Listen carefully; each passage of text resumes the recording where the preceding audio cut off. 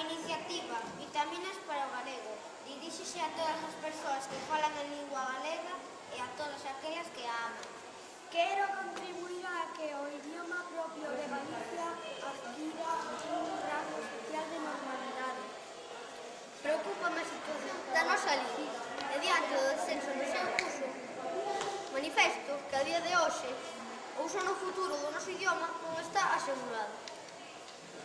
No século XX, a lingua galega era falada con espontaneidade e regularidade, mas nas últimas décadas os estudos científicos e mesmo unha sinxela observación constatan o descenso no seu uso.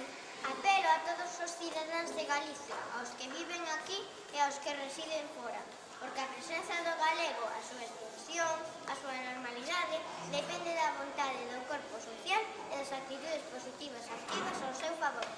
A finca co disfrute cultural é unha necesidade básica, só despois a alimentación, a vivenda, a sanidade e a educación. Asumo a federación dos socios do Lourenço. Segundo, a cada cultura non ten un fin en si mesmo. Por iso, tendemos unha cultura vocacionada para a felicidade. Pero a cultura non existe en abstracto, está vencellada ao territorio. A comunidade humana cantou e que habita na zona determinada do planeta onde se desenvolve. Porque a universalidade parte do local, do próximo e do cercano. O galego non é un obstáculo para comunicar cun público consciente e amplio. Por iso, queremos reforzar os medios de comunicación en galego, coa creación efectiva dun espacio galego de comunicación, como plataforma de defensa da identidade común. Un espacio que promova novas fórmulas da presenza da lingua e da cultura galega, en Europa e no mundo en xeral en Galicia.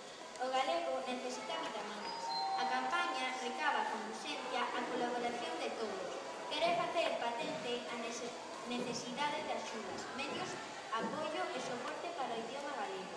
Pretende implicar a moitas entidades e sensibilizar as persoas, ao pobo, para revitalizar o idioma e garantir a súa transmisión interxeracional. O galego precisa moita